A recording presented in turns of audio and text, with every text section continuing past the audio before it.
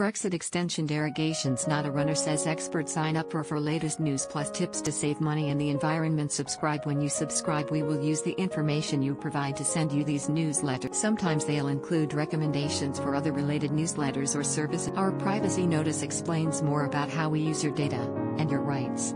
You can unsubscribe at any. The and Sweden had a strong relationship in the EU, regularly aligning on issues within but this relationship has come to an end after they left the EU and secured a Brexit trade deal, leaving Sweden in a diff. Political scientist Mikael Sundström told Express.co.uk that Sweden will struggle to forge a new relationship with another EU member state. He said, "That is an almost unresolvable situation, as there is no country which has been so solidly aligned with Sweden and we have lots of stuff in common with Germany, for instance, but it takes a long time to build up that relationship and it's just not the same. We use the Anglo-Saxon created economic systems, we have been naturally aligned with them for a long time, so we don't have an equivalent country to switch over to. Maybe a number of small countries can build coalitions, but it is clearly a big loss for Sweden." Mr. Sundström added that Sweden will miss an important ally.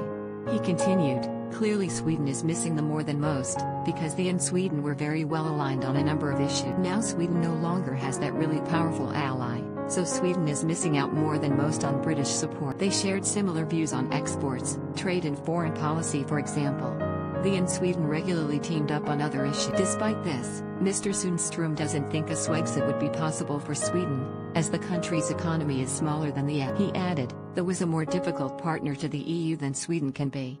There is no question of Sweden managing economically outside the EU, we have much more to. The is a big economy, a global power in many respects.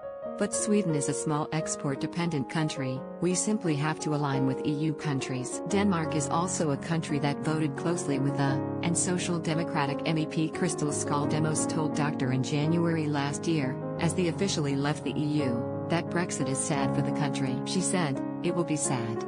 We are losing a very central ally in a large number of areas, whom we have been able to shelter behind. For example, with regard to making the EU more efficient and a little less federal than some of the other countries would like. That is something we'll really notice."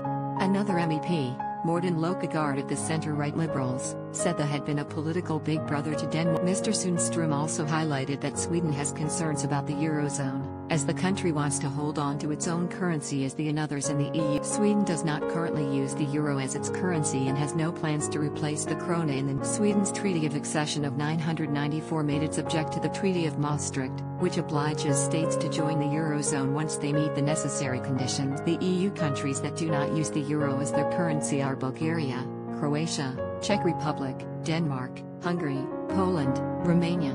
Mr. Sundström said, "We have been reluctant to adopt the euro because of the problems it has been suffering from. There is no question of Sweden joining the euro at this point. It's a general reluctance to give up on a working currency, something spoken of